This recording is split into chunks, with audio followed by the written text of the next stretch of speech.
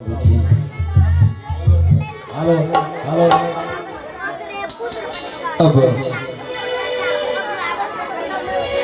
अब मुझे आदेश दें ताकि सोनापुर शहर की ओर प्रस्थान करूं। साहब ले नहीं इसे, इस पर ख्याल रखेंगे। अवश्य बाबूजी, आप चिंता न करें। आपकी सुपुत्री को मैं अपने आप से कभी दूर होने नहीं देता। इसे अपने पलकों पर सजा के रखूंगा।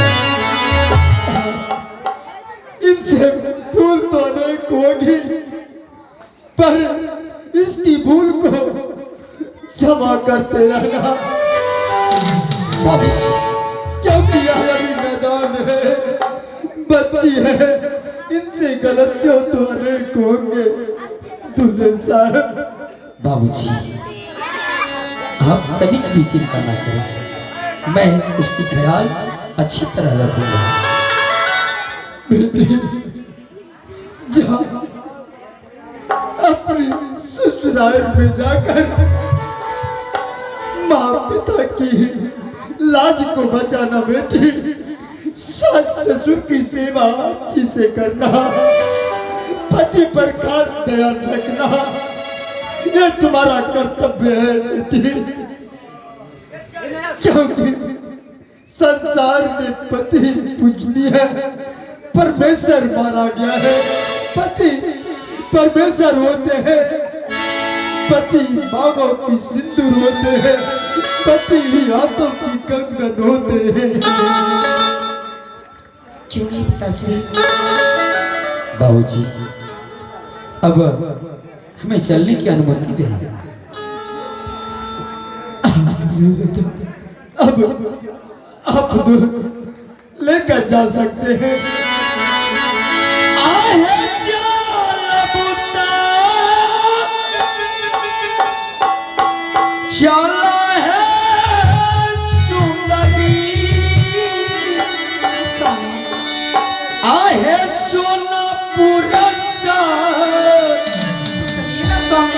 हरिया तरा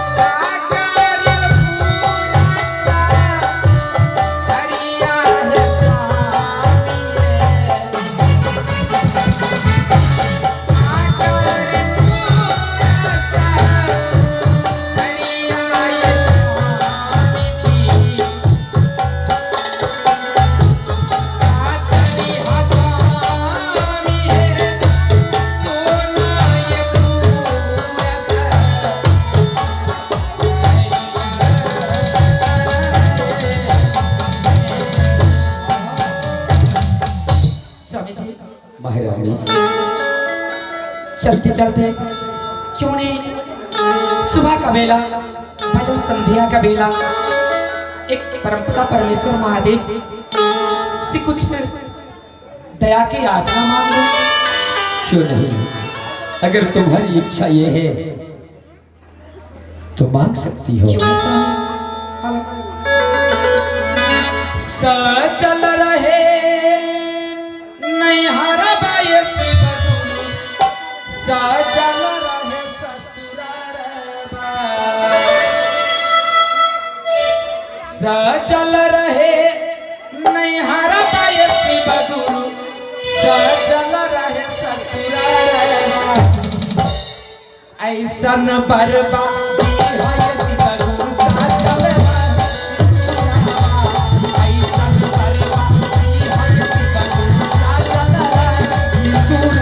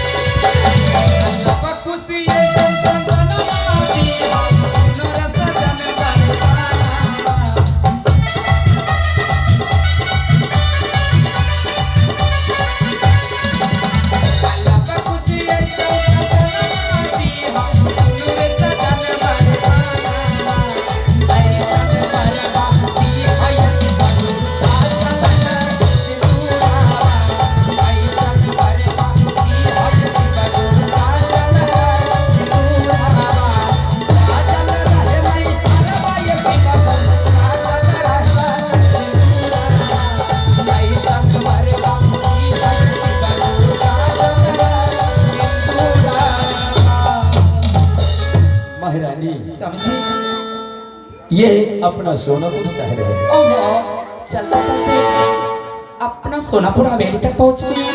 क्यों नहीं महारानी? लेकिन स्वामी जी, मैं आपसे कुछ पूछना चाहती हूँ। पूछो महारानी, क्या पूछना चाहती हो? हे पतिदेव, आप जो इतनी उम्र में मेरे साथ शादी किए हैं, शादी का कारण जान सकती हूँ? अवश्य, क्यों नहीं महारानी। हे महारानी, तुमसे पहले मैं 6 शादी कर चुका हूँ। 6 शादी? हाँ महारानी, क्यों नहीं? 6 शादी क्यों किया हूँ शायद तुम्हें पता नहीं होगा। मुझे कुछ बताओ नहीं स्वामी। महारानी, पुत्र के कारण मैं 6 शादी किया। 6 शादी करने के बाद भी एक भी संतान की प्राप्ति नहीं, और पुत्र के कारण मैं 7वां शादी तुमसे किया हूँ। लेकिन स्वामी जी, ये तो भगवान की खेती है स्वामी। महारानी, व्यास मुनि पंडित जी के कहने के अनुसार मैं 7वां शादी तुमसे किया हूँ, इसलिए 7वां शादी में तुम्हारे कोख से एक पुत्र की प्राप्ति होगी। लेकिन स्वामी जी, मेरे हस्तरेखा के अनुसार मैं 7वां शादी तुमसे किया हूँ। महारानी, मुझे विश्वास है, बल्कि भरोसा है कि तुम मुझे एक पुत्र दोगी। क्यों नहीं स्वामी, अगर आदिनाथ महाकाल महेश्वर शिव की दया की याचना होगी तो जरूर इस सोनापुर शहर में मैं एक नन्ही सी जान को जन्म दूंगी स्वामी। महारानी, हाँ स्वामी। तुम्हारे आने से ये मेरा सोनापुर शहर खिल उठा है। स्वामी, ये सब कुदरत की कहानी है स्वामी। महारानी, हाँ, मैं आज तुमसे वादा करता हूँ, अपने आप से कभी दूर तुम्हें होने नहीं दूंगा। तुम्हें पलकों पे सजा कर रखूंगा। तुम्हें कभी दुख की एहसास नहीं होने दूंगा। स्वामी, तुम्हारे कदमों में संसार की तमाम खुशियां तुम्हारी कदमों में डाल दूंगा। कहावत ने भी तो कहा है, पत्नी पति की अर्धांगिनी होती है, हर सुख दुख में अपने पति के साथ होती है। इसलिए स्वामी, हर वक्त हर समय मैं आपके साथ रहूंगी। क्यों नहीं हाँ, महारानी, आज हम दोनों की शादी की पहली रात है, क्यों नहीं? और आज हम दोनों अंचल कोहबर घर मनाएंगे। हाँ स्वामी। आज इतना खुश हूँ महारानी, हाँ स्वामी। जीवन में इतना खुशी कभी नहीं मिला था। तुम्हारे शब्द सुनकर मुझे विश्वास हो चुका है कि अब छोटा सा नन्हा मेरे आंगन में खेलेंगे। लेकिन स्वामी जी, ये तो सब भगवान की कृपा होंगे। हाँ महारानी, इसलिए स्वामी जी, आज चलिए अपने राजभवन, क्योंकि बड़ी हम दोनों है घूंघट के यार से दिलबर का दिलदार अधूरा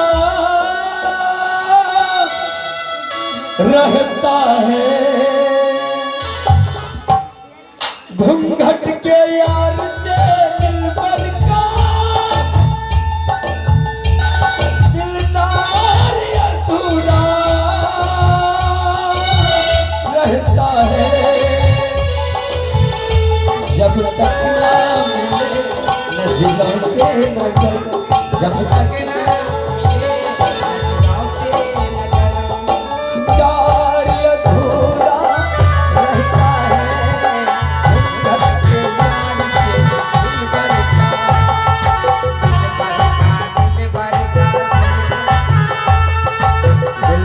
का, दिलबर का, दिलबर का।